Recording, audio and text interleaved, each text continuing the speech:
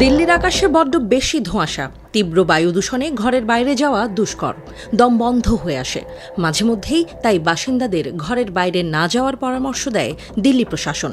গণ অভ্যুত্থানে বাংলাদেশ ছেড়ে দিল্লিতে পালানো শেখ হাসিনার জন্য হয়তো সেটাই ভালো। ঘর থেকে বের না হওয়ার বিষয়ে একটা অজুহাত তো তিনি দাঁড় করাতে পারেন। দিল্লির আকাশের মতোই হাসিনার ভাগ্যের অবস্থাও গুমোট। তিনি 1.5 হাত সামনে কি আছে তাও দেখতে পান না। মিত্র ভারত তাকে দিল্লিতে আশ্রয় দিলেও মাথার উপর ঘুরছে নানা বিধিনিষেধ। বাইরে তার বের হওয়া হয়তো নিষিদ্ধই একরকম, সেই সাথে ফেসবুক লাইভেও মুখ দেখানোও মানা হয়তো। যে কারণে একসময় টিভি এয়ার টাইমের অর্ধেকটা দখলে রাখা হাসিনা ফেসবুকেও আসেন অডিও লাইভে। কণ্ঠ তার শোনা গেলেও নামটা থাকে গোপন। নেত্রী বলে একসময় যারা মুখে ফেনা তুলত, তারা এখন হাসিনাকে এড়িয়ে চলছেন। তার সব সুবিধা নেওয়া ব্যক্তিটিও আদালতে দাঁড়িয়ে বলেন, হাসিনার ওয়াসওয়াসায় তারা ভুল করেছেন, আর কখনো আওয়ামী লীগই করবেন না। এমন দুর্দিনে হাসিনার জন্য আরেক দুঃখের খবর।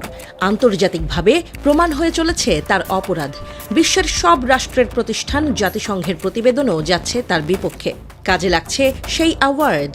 সবাই দেখছে কতটা জঘন্য কাজ করেছেন তাদের চ্যাম্পিয়ন অব দ্য আর্থ। এবার গত বছরের জুলাই আগস্টে ছাত্র জনতার আন্দোলনকে দমন করার সময় মানবাধিকার লঙ্ঘন করেছে সাবেক প্রধানমন্ত্রী শেখ হাসিনার সরকার। জেনেভায় মানবাধিকার কাউন্সিলের বৈশ্বিক আপডেটের 58তম অধিবেশনে এই সংক্রান্ত প্রতিবেদনটি উপস্থাপন করেছেন জাতিসংঘের মানবাধিকার বিষয়ক high commissioner Volker Turk. Volker Turk জানান, গত বছরের সহিংসতার কারণে বাংলাদেশ কঠিন সময় পার করেছে। হাসিনা সরকার বিক্ষোভকারীদের নৃশংসভাবে দমন করেছে। এতে করে বাংলাদেশে গুরুতর মানবাধিকার লঙ্ঘনের ঘটনা ঘটেছে বলেও জানান তিনি।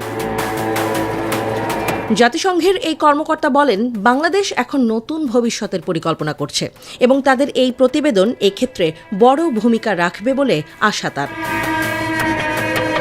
এর আগে গত 12ই ফেব্রুয়ারি জুলাই গণ অভ্যুত্থানে বাংলাদেশে সংঘটিত মানবাধিকার লঙ্ঘনের তদন্ত প্রতিবেদন প্রকাশ করে জাতিসংঘের তদন্ত কমিশন। এতে বলা হয়, পতিত হাসিনা সরকার সহিংস উপায় ব্যবহার করে গুরুতর মানবাধিকার লঙ্ঘন করেছে। জাতিসংঘের এই প্রতিবেদনে হাসিনার রাজনৈতিক ক্যারিয়ারে শেষ পেরেকটা ঠুকে দেওয়া হয়েছে। তার দেশে ফেরাও পড়েছে চির অনিশ্চয়তার মুখে। এবার হাসিনাকে তাই যেতে হবে হাসি না মুড়ে। হুমায়ুন আহমেদের সেই নাটকের সংলাপ এবার আপার মুখেও শোনা যেতে পারে, আমার সামনে হাসবা না, আমি হাসি পছন্দ করি না, হাসি বন্ধ।